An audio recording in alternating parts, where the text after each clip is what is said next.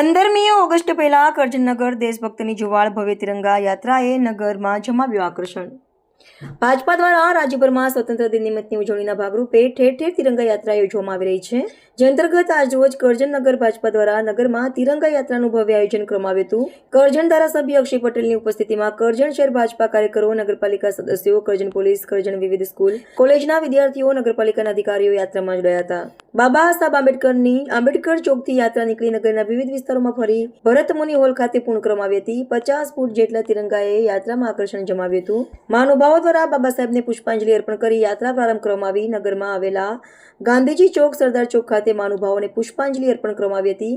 હાથમાં લહેરાતા તિરંગા સાથે દેશભક્તિના નારા સાથે નગર ગુંજી ઉઠ્યું હતું। આજ રોજ કરજણ નગરની અંદર રાષ્ટ્રીય એકતા માટે થઈ અને 15મી ઓગસ્ટના પૂર્વ સંધ્યાએ નગરની અંદર તિરંગા યાત્રા યોજવામાં આવી, જેની અંદર દરેક અગ્રણીઓ જોડાયા। સ્કૂલના વિદ્યાર્થીઓ, ટ્રસ્ટી મંડળના સભ્યો, શિક્ષકો, ગામના સૌ અગ્રણીઓ અને મોટી સંખ્યાની અંદર પોલીસના અગ્રણીઓ સાથે પોલીસના જવાનો, ફાયરના જવાનો, નગરપાલિકાના અગ્રણીઓ તેમજ હોદ્દેદારો સહિત આ કરજણ નગરની અંદર ભવ્યથી ભવ્ય તિરંગાની શોભા વધારવા માટે, તિરંગાને માન આપવા માટે થઈ, રાષ્ટ્રની એકતા અને અખંડિતતાને સર્વોપરી રાખવા માટે થઈ અને જે તિરંગા યાત્રા યોજાઈ તેમાં હર્ષ અને ઉલ્લાસ સાથે આખા નગરની જનતાએ સાથ અને સહકાર આપ્યો।